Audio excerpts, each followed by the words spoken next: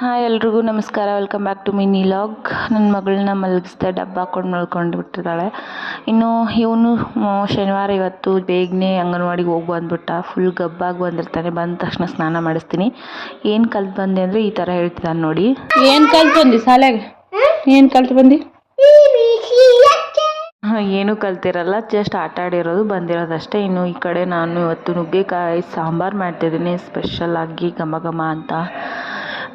So ಅದೆಲ್ಲ ಆದಮೇಲೆ ಇನ್ನೂ ನನ್ನ ಮಗಳು ಡಬ್ಬ ಹಾಕ್ಕೊಂಡು ಪೂರಾ ಸೊಂಟ ಎಲ್ಲ ಮೇಗೆ ತುಂಬ ಮಕ್ಕೊಂಬಿಟ್ಟಿದ್ದಾಳೆ. ಆ ಥರನೇ ಮಲಗ್ತಿದ್ದಾಳೆ ಇವಾಗ. ಹಂಗಾಗಿ ನಿದ್ದೆ ಚೆನ್ನಾಗಿ ಮಾಡ್ತಿದ್ದಾಳೆ, ಇಲ್ಲ ಅಂದರೆ ನಿದ್ದೆನೇ ಮಾಡಲ್ಲ ಅವಳು.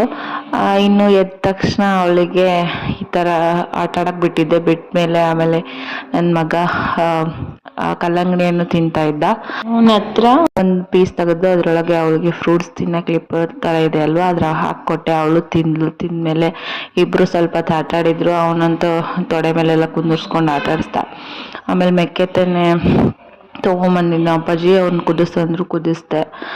ಇನ್ನು ಆ ಕಡೆ ಮನೆಗೆ ಹೋಗಿದ್ದೆ. ಅವ್ರ ಅಜ್ಜಿ ಜೊತೆ ಸ್ವಲ್ಪ ಆಟ ಆಡಿದ್ಲು. ಇವಳಿಗೆ ಇನ್ನೂ ನಿದ್ದೆ ಬಂದಿರಲಿಲ್ಲ, ಆಟ ಆಡ್ಕೊಳ್ತಾ ಇದ್ಲು. ಇವ್ನು ಮಲ್ಕೊಂಡ್ಬಿಟ್ಟ. ಇವತ್ತಿನ ಮಿನಿಲ್ ಆಗಿತ್ತಲ್ರಿ. ಬಾಯ್.